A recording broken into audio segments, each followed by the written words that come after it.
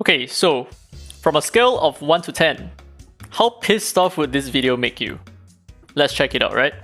Let's go back to formation. So this is Infinity Tower 6th floor. It is incredibly difficult because at the start, there are 2 Lins and they are going to take the first turn. I do not know how come they are super fast, but their damage is insane as well. They're going to take out any of your flow type Espers instantly. So in order to protect yourself, while at the same time try to get a 6-star rating over here, you will need this standby. At the start of combat, allies gain invincibility. This is going to be so freaking crucial. But because you're taking a buff, you will need to top up with another debuff. So these are the debuffs that we're going to be selecting. So Divinity Split, when enemies attack with single target abilities, they deal splash damage. Okay.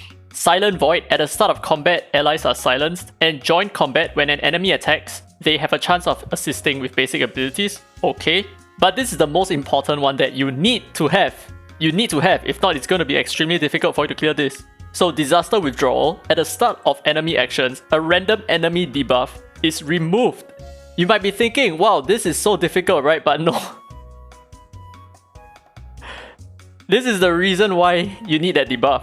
This floor is tailored around Tricky, and I find this incredibly disgusting because they have locked Tricky behind the SSMs, and now you're telling me that Tricky is essential in clearing this wave. Let's check it out, alright?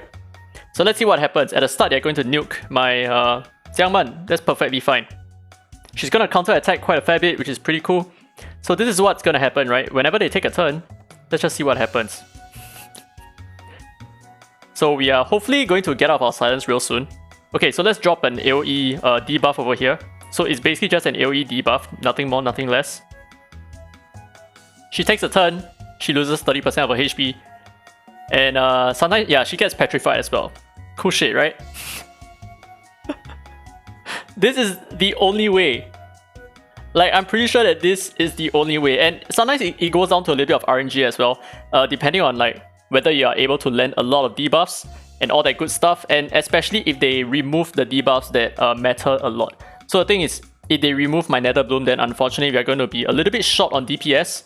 So something like that, right? So sometimes there's a little bit of RNG involved, but maybe I should talk less and just maybe just do this first. Okay, so ideally the first target that you want to get rid of on the first wave is going to be the 2 Lins because they're going to hurt a lot. So you need to make sure that you load them with a lot of debuffs, okay? A lot of debuffs. Because you need to make sure that they stay stunned. So now that she has 3 debuffs, there's a lower chance that she will get rid of the stun when she takes her turn. So that's very important, right? So we're just going to try to get rid of both the Lins and then all should be okay.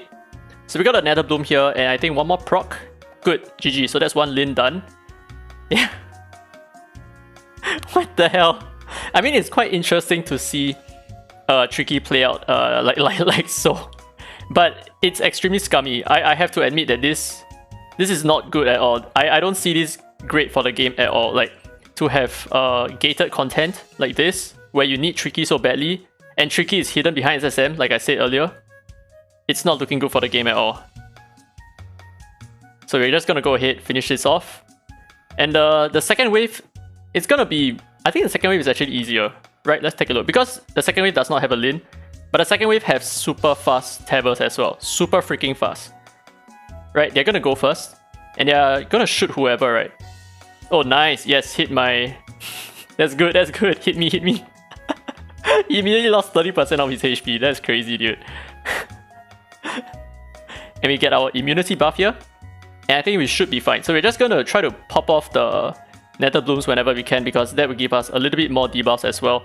Like 1-for-1 exchange, so to speak, right? So more Nether Blooms like so. The Gambit is just going crazy. Okay, but this is super irritating. Sometimes when he heals like that's really irritating. So ideally, I think what you want to do is just load everyone with debuffs. And I think maybe kill the Ahmed first. I think so. So we're just going to go ahead, freeze the Dahlia. Very nice. Maybe more debuffs, right? Miss rate up. Nether Bloom. All that. Good stuff. GG. So we're just going to try to take out the Ahmed ASAP. And that's basically it. And just make sure that we have all the debuffs wherever necessary, right? We need to make sure that every single debuff is accounted for. So like for example, when they are lacking Nether Bloom, we need to make sure that we land the Nether Bloom on them. Right? So that's the reason why I'm using Jiangman here, because she has infinite debuffs, right? She's just full of debuffs, which is awesome. which is great for us. So I think, yeah, just focus down on the Ahmed here, and I think we can push our AP so that our Jiangman gets a turn in to land Nether Bloom, right? And maybe we can just like buff up a little bit. Attack down as well. Nice. Yep, there you go, lose 30% HP. And now that he's no longer frozen, we can just freeze him, right? Like so. Jesus Christ. What the hell? I mean, it's fun if you have a tricky, but if you do not have a tricky, that's it. Like, good luck. Good luck clearing this. It's not possible. I don't think so. Well, I guess we can go and take a look at the leaderboard, right? Or rather the recent clear formations and see what they are using. See what they're up to. And let's see whether are there any teams without tricky. Because I really want to know if anyone has actually done this without a tricky. What the heck? So this is floor 6. Not fun at all. Okay, so let's see, right? Floor 6. The strategy. So that's me, Daddy Free to Play. Oh, look at this guy, dude. 6 minutes, that's not bad. Right, it's not bad at all. Wow, this dude is actually pretty good. I mean, he's using the Anesidora here to explode on the enemies, which is, I think it's a good idea, right? It's a good idea. So he's trying to take the first turn and all that. But as you can see here, they're not doing full 6-star ratings, right? So that means that they're actually just taking the easy way out, right? Like maybe they are removing some of like maybe the debuff controls and all that.